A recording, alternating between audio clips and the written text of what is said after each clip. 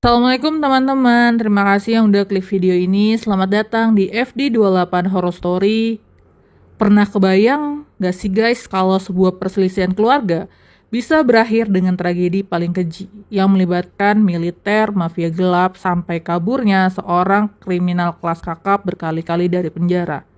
Yes, ini tuh bukan cerita fiksi, tapi ini adalah kisah nyata tentang pembunuhan direktur utama PT Asaba pada tahun 2003. Sebuah kasus yang bikin heboh Indonesia karena dalangnya itu bukan orang asing, melainkan menantu dari sang direktur itu sendiri yang bernama Gunawan Santoso. Dan percaya deh, kalau kamu kira ini tuh cuma soal perebutan uang perusahaan, kalian tuh salah besar.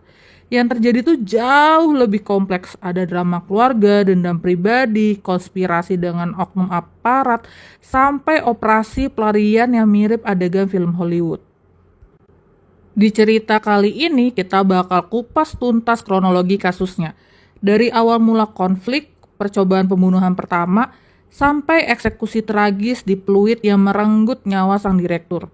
Kita juga bakal bahas gimana caranya si Gunawan Santoso ini yang dijuluki si belut karena licin banget kabur dari proses hukum. Bisa lolos berkali-kali dari penjara, bahkan sempat operasi wajah biar nggak dikenali oleh polisi. So, buckle up, ambil cemilan kamu dan siapin mental karena ini bakalan jadi perjalanan penuh intrik, darah, dan pengkhianatan.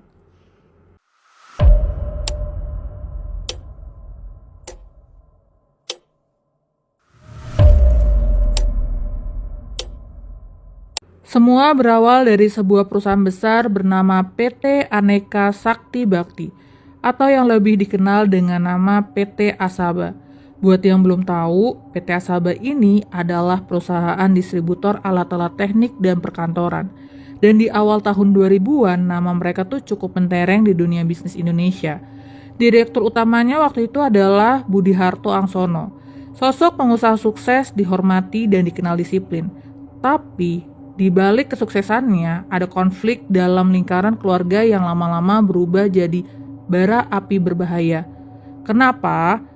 Karena menantunya sendiri yang bernama Gunawan Santoso ternyata nggak cuma sekedar jadi bagian keluarga. Dia juga dipercaya masuk ke dalam lingkaran bisnis perusahaan. Tapi bukannya jadi penerus yang bisa diandalkan, si Gunawan ini justru melakukan kesalahan-kesalahan fatal, yaitu menggelapkan dana perusahaan. Penyeleweng dananya pun nggak main-main guys, karena pada tahun 2003, Gunawan telah menggelapkan senilai 25 miliar uang perusahaan mertuanya itu. Kalian bayangin ya guys, itu tuh bukan uang ratusan juta, tapi miliaran rupiah raib karena ulahnya. Dan seperti yang kalian bisa tebak, hal itu tuh membuat kepercayaan keluarga tuh langsung runtuh. Namun sepertinya Budi Harto Angsono ini adalah orang yang sangat tegas. Menantu sendiri pun tidak dimaafkan olehnya. Hubungan Gunawan dengan istrinya pun hancur. Gunawan kemudian diceraikan oleh istrinya, ia tidak bisa bertemu dengan anak-anaknya lagi, dan konon rumah orang tuanya pun disita. Dari situlah kebencian makin menumpuk. Gunawan merasa dipermalukan, dibuang, dan gak diberikan kesempatan kedua. Sejak di titik itulah, dendam pun akhirnya mulai tumbuh. Dendam yang kelak bakal dibayar dengan darah. Awalnya pasti kalian mikir, oke, Gunawan ini salah karena ngelakuin penggelapan uang. Wajar dong kalau keluarganya marah. Tapi kalau buat Gunawan sendiri semua itu tuh bukan cuma soal uang. Ini tuh soal harga diri. Dia tuh pengen balas dendam. Dan caranya gimana ya? Oke, dia tuh ternyata pakai jalan yang paling ekstrim, yaitu menghabisi nyawa sang direktur. Tapi sebelum target utama ditembak, ada satu kejadian penting yang jadi pemanasannya nih guys. Sebuah percobaan pembunuhan yang gagal, tapi jadi bukti kalau si Gunawan ini udah nekat banget mau main darah demi melampiaskan amarahnya. Dan disinilah cerita sebenarnya dimulai. Setelah semua konflik keluarga dan skandal penggelapan dana, Gunawan Santoso tuh gak lagi mikir jalan damai. Dalam pikirannya tuh cuma ada satu kata, balas dendam. Tapi dia juga tahu guys, untuk sampai ke target utamanya, si mertuanya sendiri yang bernama Budi Harto Angsono, jabatannya Direktur Utama PT Asaba, dia tuh harus menguji dulu rencananya. Dan target pertama yang dipilihnya adalah Direktur Keuangan PT Asaba, si Paulus Teja Kusuma. Tanggal 6 Juni 2003, hari yang bakal jadi saksi percobaan pembunuhan brutal di tengah ibu kota. Waktu itu Paulus berada Jalan Angkasa di kawasan Kemayoran depan Hotel Golden, Jakarta Pusat. Suasananya tuh masih cukup ramai, tapi siapa sangka ada dua pria misterius naik motor mendekat dari arah belakang. Dan tanpa banyak basa-basi, dua peluru meluncur, menghantam mobil Paulus. Paulus Teja Kusuma tersungkur bersimbah darah. Dua proyektil bersarang di leher dan di dada Direktur Keuangan PT Asaba tersebut. Gila banget kan guys? Coba deh kalian bayangin deh. Kalian tuh lagi nyetir santai, terus tiba-tiba kaca mobil pecah, ada suara tembakan memekakan telinga, dan ketika kalian sadar tuh ada orang yang sengaja pengen banget ngabisin nyawa kamu. Panik, itu mah udah pasti. Shock, jelas banget guys. Tapi ternyata si Paulus ini tuh masih beruntung. Meskipun mobilnya hancur ditembak, dia berhasil selamat dari serangan itu. Polisi kemudian memastikan ini tuh udah bukan kasus kriminal biasa, bukan kasus perampokan, bukan random shooting, tapi ini adalah jelas-jelas upaya pembunuhan terencana. Dan semua benang merahnya mengacu pada satu nama, yaitu Gunawan Santoso. Kenapa si Paulus ini dijadiin target pertama? Karena posisi Paulus ini sebagai Direktur Keuangan yang dianggapnya paling dekat dengan dosa-dosa bisnisnya si Gunawan. Paulus juga dianggap sebagai orang kepercayaannya si Budi Harto yang tahu semua laporan keuangan dan bisa menjadi saksi utama soal penggelapan dana yang sudah dilakukan oleh Gunawan. Dengan kata lain, kalau si Paulus ini tersingkirkan lebih dulu, Gunawan tuh punya jalan lebih lapang buat ngatur langkah berikutnya.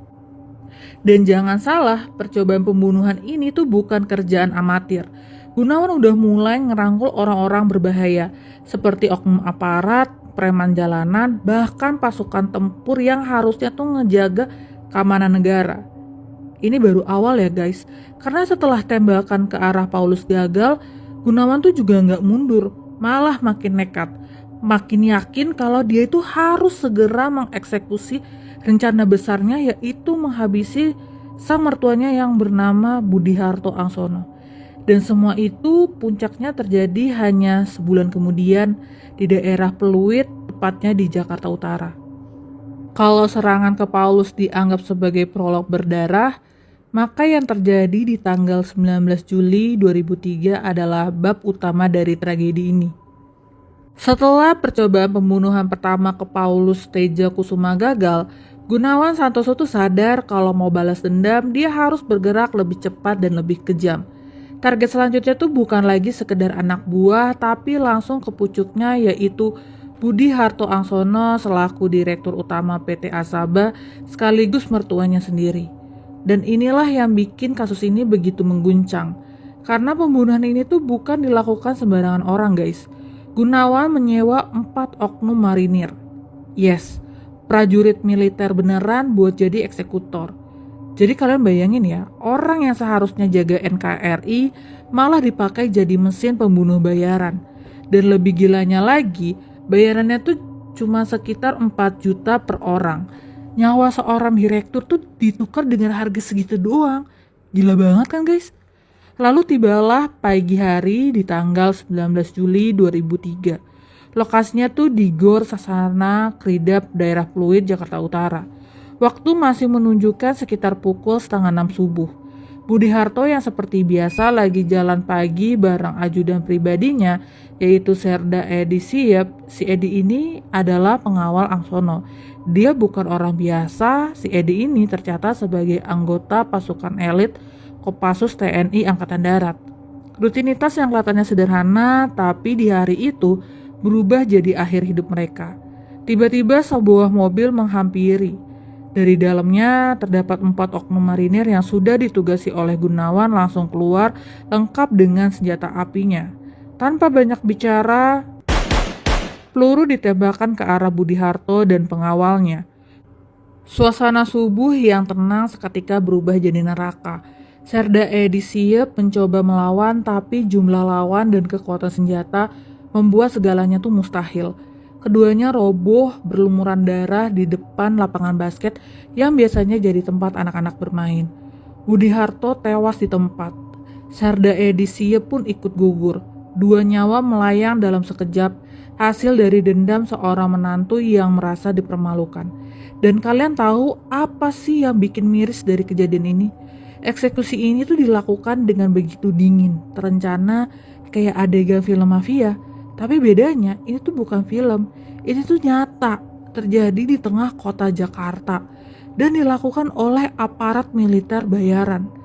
Berita ini of course langsung meledak guys. Media nasional tuh rame-rame memberitakan pembunuhan keji ini.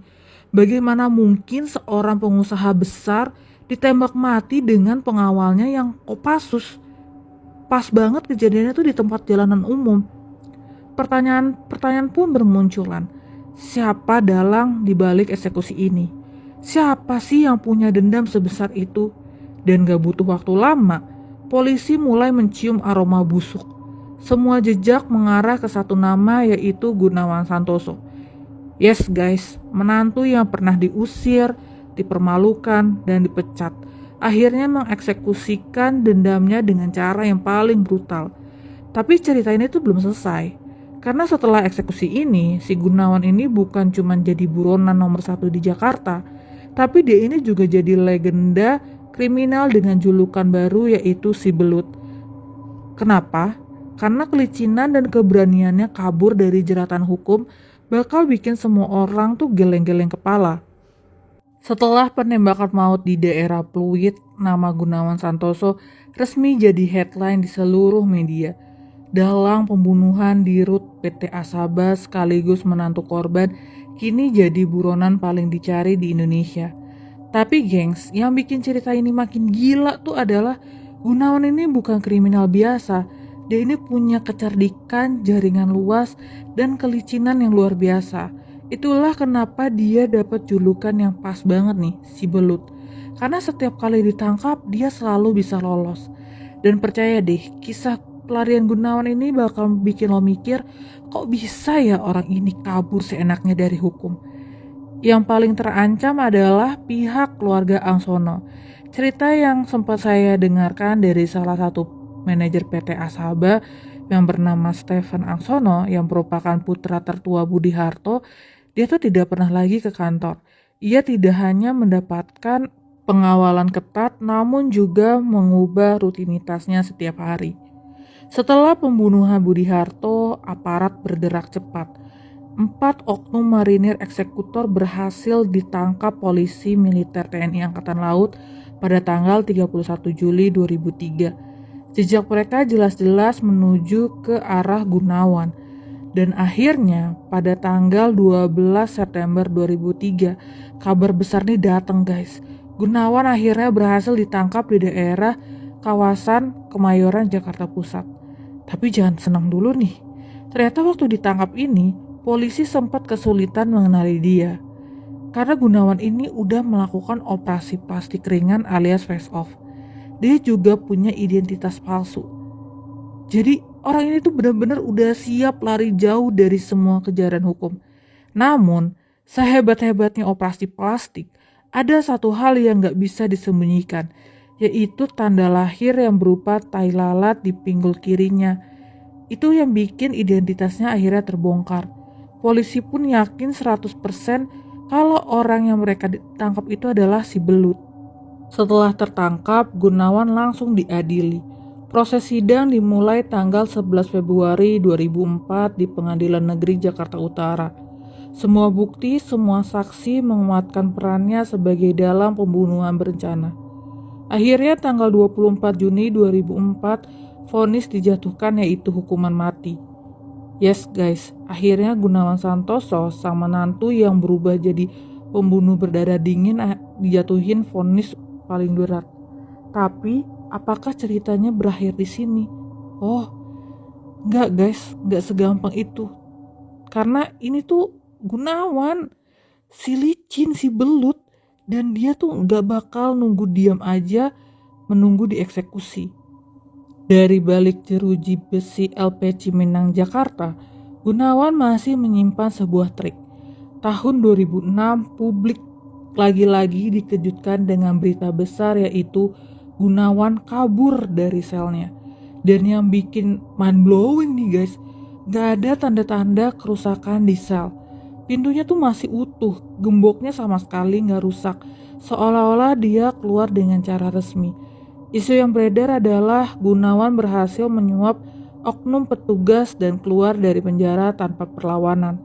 Lo bisa bayangin kan, seorang terpidana mati kabur gitu aja, seakan-akan tuh lagi check out dari hotel.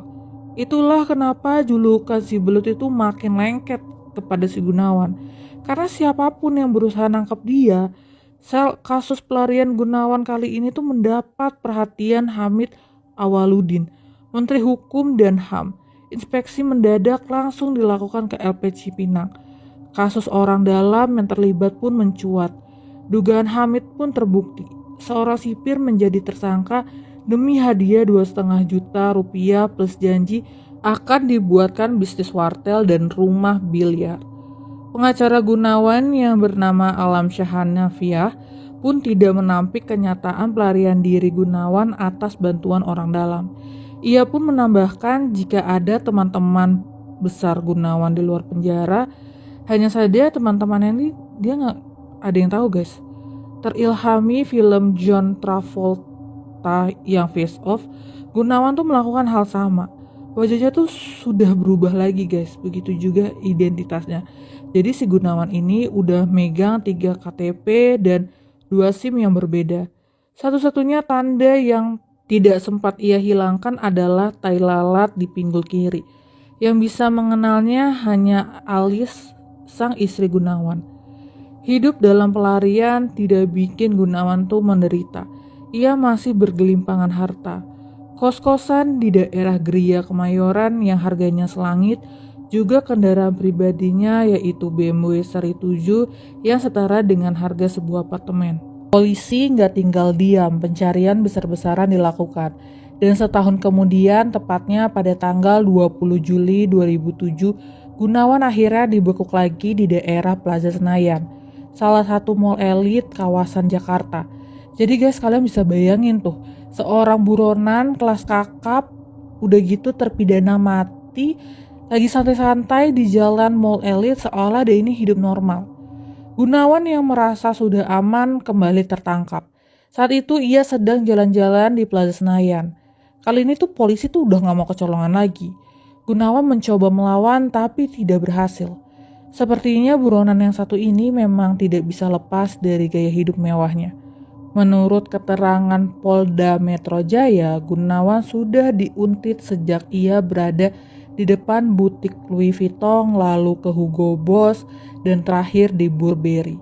Saat ditangkap, pakaian yang ia kenakan pun mentereng, kacamata Armani dan topi bermerek Dolce & Gabbana. Ada seorang perempuan yang menemaninya, namun sudah berhasil kabur sebelum diidentifikasi oleh polisi. Penangkapan ini sekaligus nunjukin betapa licinnya Gunawan. Hampir 4 tahun sejak divonis, dia berhasil hidup bebas, bergerak dengan identitas palsu, dan bahkan sempat operasi wajah. Tapi akhirnya, semua pelarian ada ujungnya juga. Setelah ditangkap untuk kedua kalinya, Gunawan dipindahkan ke Lapas Nusa Kambangan, penjara dengan pengamanan super ketat yang sering disebut sebagai Alcatrasnya Indonesia. Tapi meskipun dia udah di Nusa Kambangan, jejak berdarah kasus ini tuh masih berlanjut. Karena nggak semua orang yang terlibat langsung dalam eksekusi ini tuh ikut masuk ke penjara. Ada satu nama eksekutor yang masih berkeliaran dan kisahnya juga berakhir tragis nih guys. Setelah drama pelarian yang bikin publik geleng-geleng kepala, akhirnya Gunawan Santoso berhasil ditangkap lagi. Dan kali ini gak akan ada yang namanya jalan keluar. Semua mata tertuju ke satu pertanyaan. Bagaimana nasib dalam pembunuhan di RUT PT Asaba ini? Jawabannya ada di ruang sidang Pengadilan Negeri Jakarta Utara. Tanggal 11 Februari 2004, sidang pertama digelar. Suasananya panas guys. Ruangan sidang penuh sesak dengan wartawan, keluarga korban, bahkan aparat keamanan yang berjaga ketat. Jaksa penuntut umum menyebut Gunawan bukan sekedar pelaku biasa. Dia disebut sebagai dalang, otak, pengatur, sekaligus pemberi perintah. Semua bukti mulai dari aliran dana, kesaksian eksekutor, sampai latar belakang konflik keluarga menguatkan tuduhan itu. Gunawan pun dituntut dengan pasal pembunuhan berencana dan hukumannya mati, guys. Dan benar aja tanggal 24 Juni 2004, hakim akhirnya menjatuhkan vonis hukuman mati untuk Gunawan Santoso. Jadi, kalian bisa bayangin kan, dari menantu seorang direktur naik ke kursi bisnis, jatuh karena penggelapan, lalu berakhir di kursi pesakitan dengan vonis paling ekstrim. Tapi jangan lupa nih guys, Gunawan ini gak sendirian. Dia kan udah menyewa 4 oknum marinir nih buat jadi eksekutor. Nah, Gunawan ini dengan cepat menjadi the most wanted criminal di seantero Jakarta. Dicari polisi, dicari TNI, Kasal yang saat itu Laksamana TNI Bernard Sondah sampai geram guys. Ia berkata jika korpsnya akan mencari Gunawan sampai kapanpun. Kalau kami tangkap, pantatnya akan ditembak dulu baru diserahkan ke pihak polisi, ungkap Bernard Sondah. Tanggal 31 Juli 2003, polisi militer TNI Angkatan Laut bergerak cepat. Mereka meringkus keempat marinir itu. Bayangin ya guys, prajurit negara yang harusnya membela bangsa malah nyambi jadi pembunuhan bayaran dengan harga itu yang murah banget. Polisi dengan mudah menebak jika pembunuhan tersebut melibatkan orang profesional dan ternyata dugaan itu benar. Ada 4 orang yang terlibat yakni Suud Rusli, Syam Ahmad Sanusi, Fidel Husni, dan Santoso Subianto. Mereka semua adalah anggota marinir TNI Angkatan Laut. Suud yang memimpin tim eksekusi memiliki kedekatan khusus dengan Gunawan Santoso. Kasus ini bikin geger militer. Nama TNI Angkatan Laut ikut tercoreng karena ulah segelintir oknum. Tapi buat Gunawan, mereka tuh cuma pion guys. Yang penting dendamnya tuh terbayar. Di antara eksekutor itu ada satu nama yang paling menonjol bernama Letda Marinir Syam Ahmad Sanusi. Syam adalah salah satu eksekutor utama dalam penembakan Budi Harto. Tapi setelah kasus terbongkar, dia ini gak langsung tertangkap. Syam berhasil kabur dan selama bertahun-tahun hidup dalam pelarian. Namun, buronan sebesar ini tuh gak mungkin bisa selamanya bersembunyi. Tanggal 17 Agustus 2007, pas banget nih, tepat di hari ulang tahun kemerdekaan Republik Indonesia. Aparat gabungan marinir dan Polda Metro Jaya akhirnya melacak keberadaannya di Pandeglang, Banten. Dan yang terjadi berikutnya itu mirip banget seperti film laga. Saat hendak ditangkap tuh Syam itu melawan guys. Baku tembak pun gak terhindarkan lagi. Hingga akhirnya peluru aparat menembus tubuhnya. Letda Syam Ahmad Sanusi tewas di tempat. Sang eksekutor bayaran berakhir dengan cara brutal ditembak mati oleh aparat yang dulu satu korps dengannya. Ironi banget kan guys? Dari seorang prajurit marinir akhirnya terjun ke dunia gelap, terus jadi eksekutor pembunuhan, dan akhirnya jatuh di ujung peluru. Guys, setelah kita kupas tuntas kasus ini dari awal sampai akhir, ada satu kesimpulan pahit yang dimana dendam dan kerakusan ini bisa meruntuhkan segalanya, bahkan ikatan keluarga, karir, sampai nyawa orang lain. Buat keluarga Budi Harto Angsono, kehilangan itu nggak bisa ditebus dengan apapun. Dia ini seorang ayah, pemimpin, dan sosok yang seharusnya masih bisa membimbing banyak orang. Gunawan mungkin berhasil licin kabur berkali-kali, tapi ujungnya nggak ada tuh yang namanya penjahat bisa lolos selamanya. Dia akhirnya dapat vonis hukuman mati dan menunggu ajalnya di balik tembok Nusa Kembangan. Ironis bukan? Dari menantu yang dipercaya, naik ke puncak perusahaan, jatuh ke lubang gelap penggelapan, kemudian dia dendam sampai menjadi dalang pembunuhan. Semuanya habis guys. Selain mengajukan peninjauan kembali alias PK, Gunawan Santoso selaku terpidana mati kasus pembunuhan bos PT Asaba Budi Harto Angsono akan mengajukan gerasi atau pengampunan kepada Presiden Joko Widodo. PK dan gerasi ini akan diajukan Gunawan Santoso melalui kuasa hukumnya yang bernama Alamsyah Hanafiah setelah mengetahui namanya masuk target terpidana yang akan dieksekusi kejaksaan sebelum berakhirnya 2014. Rencananya Gunawan Santoso melalui Alamsyah Hanafiah akan mengajukan PK melalui Pengadilan Negeri Jakarta Utara pada hari Senin 29 Desember 2014 dan dilanjutkan pengajuan gerasi ke Presiden Jokowi pada seminggu berikutnya. Selain itu, lanjut Alamsyah, saat ini Gunawan Santoso sudah menjadi orang yang lebih baik. Kalau soal efek jera, ya dia sih udah jera. Dia juga pernah curhat ke saya, dia juga minta maaf karena dia yang nyuruh itu semua terjadi. Dia sekarang usianya juga udah terus bertambah dan sekarang dia di sel terus pegang Injil, dia udah mulai jadi orang benar, kata Alamsyah. Namun sayangnya permohonan gerasi ini ditolak oleh Presiden Joko Widodo. Guys, apa sih yang bisa kita tarik kesimpulan dari tragedi ini? Pertama nih guys, kalau menurut aku ya, bahwa keserakahan itu selalu berujung dengan kehancuran. Yang kedua ini adalah dendam pribadi bisa bikin orang kehilangan akal sehat, bahkan sampai menyeret banyak orang ke dalam jurang gelap. Dan yang ketiga, gak peduli sekuat atau selicin kamu kabur, hukum dan kebenaran tuh pasti akan menemukan jalannya. Kasus pembunuhan di Rut PT Asaba ini bukan sekedar kisah kriminal, tapi juga peringatan buat kita semua bahwa manusia ini bisa jadi monster ketika hatinya dipenuhi dengan kebencian. Jadi itulah kisah kelamnya pembunuhan Direktur PT Asaba oleh Gunawan Santoso di tahun 2003. Kalau menurut kalian guys, hukuman mati yang dijatuhkan kepada Gunawan Santoso ini apakah sudah setimpal dengan dosa-dosanya? Atau apakah ada hukum lain yang lebih pas? Tulis pendapat kalian di kolom komentar karena diskusi kalian bakalan jadi insight buat kita semua. Jangan lupa like, share, dan subscribe biar kalian gak ketinggalan cerita kriminal paling menggemparkan di channel ini.